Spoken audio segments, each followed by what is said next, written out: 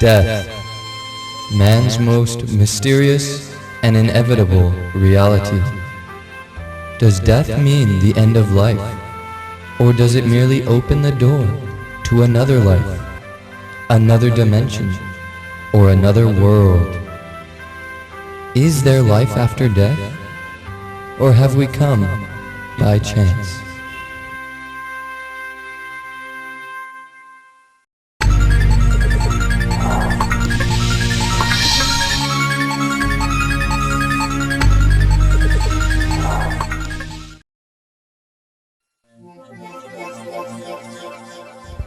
If we reincarnate, are we born instantaneously or slowly?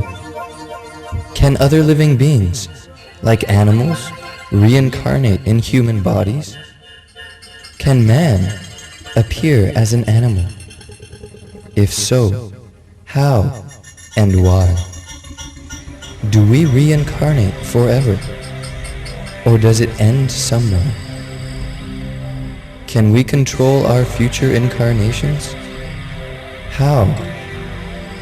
Do good and evil actions play a role in determining our next body? What is the relationship between karma and reincarnation? Reincarnation is not a belief system, a theory, or a psychological device for escaping the grim finality of death, but a precise science that explains our past and future lives.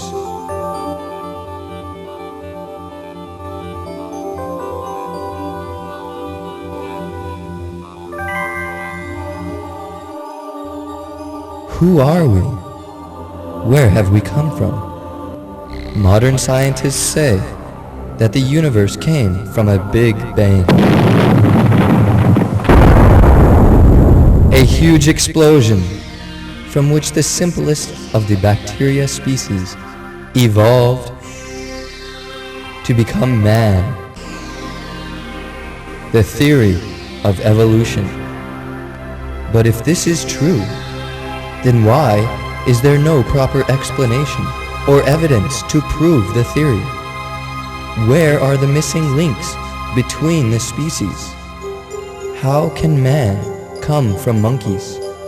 How can a frog, after 40 million years, become a man? If everything evolves and changes continuously and gradually, how do all the species simultaneously exist? And why does evolution come to a sudden halt on man? Where do we go from here? The scientists say the universe came by chance and life from chemicals.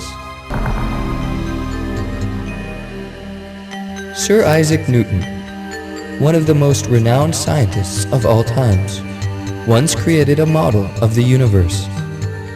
When his colleague asked him how he had made the model, Newton said he woke up that morning to see that the model was lying there. Seeing the complexity involved, Newton's friend laughed at him and refuted, saying, "How can the model exist on its own?" Newton replied, "If this model cannot just exist on its own, how this entire universe, with its ultimate complexities and perfection, can exist by chance?" Darwin himself says, "To suppose that the eye could have come by chance seems to be absurd to the highest degree."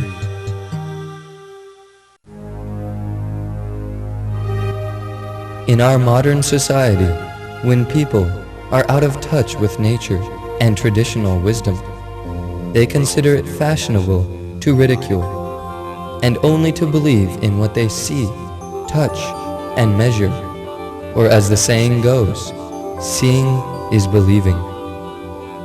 But when man endeavors to understand something beyond the scope of material senses, beyond instruments of measurement, and beyond the capacity of mind, then there is only one way to approach a higher source of knowledge.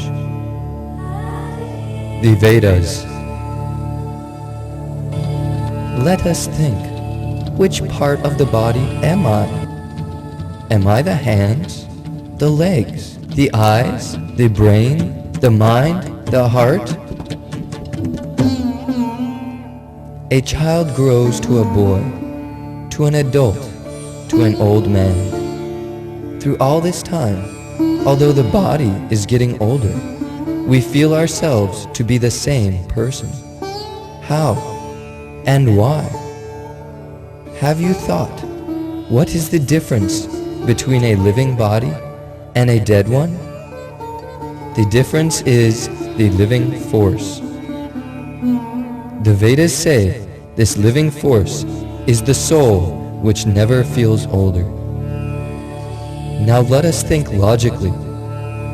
If I never change, even once, when the body changes from childhood to old age, then how can I, the soul, suddenly die? The Bhagavad-Gita says, "For the soul there is neither birth nor death at any time. He has not come into being, does not come into being, and will not come into being. He is unborn, eternal, ever-existing and primeval. He is not slain when the body is slain." Now if I don't die, then what happens to me? The scriptures say that we accept new bodies.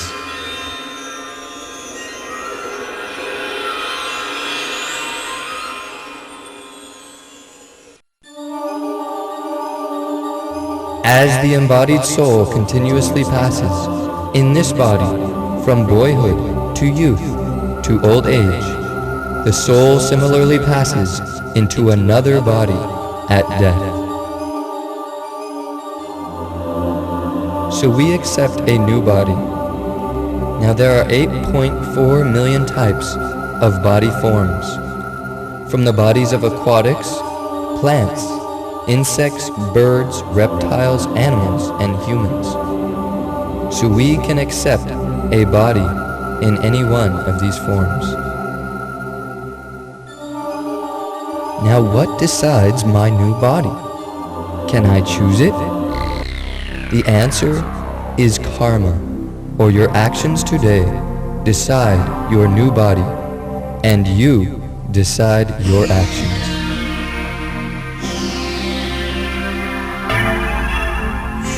Suppose that you sow a seed.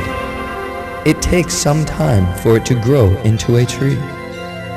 Similarly, your actions today are determining your next body.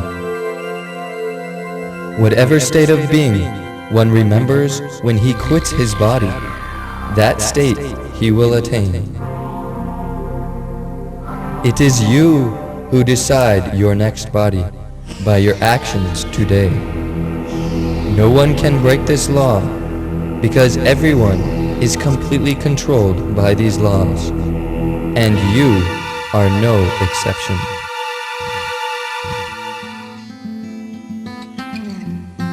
Yet, the Bhagavad-Gita gives us the secret of relieving our karmic reactions by remembrance of the Supreme Lord, Sri Krishna.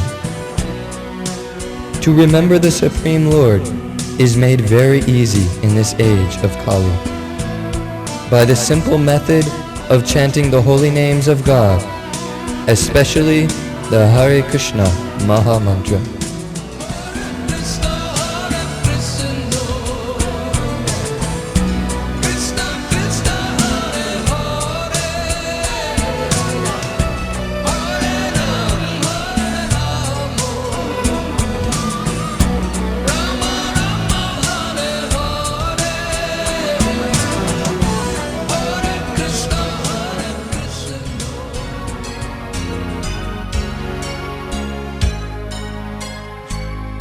This process was demonstrated by the Supreme Lord himself, who advented in this age of Kali Yuga as Lord Chaitanya Mahaprabhu, and established the religion for this age as the congregational chanting of the holy names of God. This chanting requires no special qualifications and no strict rules and regulations. Yet one can derive the highest benefit of reuniting with God by returning to the original abode, Goloka Vrindavan, where there is no coming back to this material world of repeated birth and death.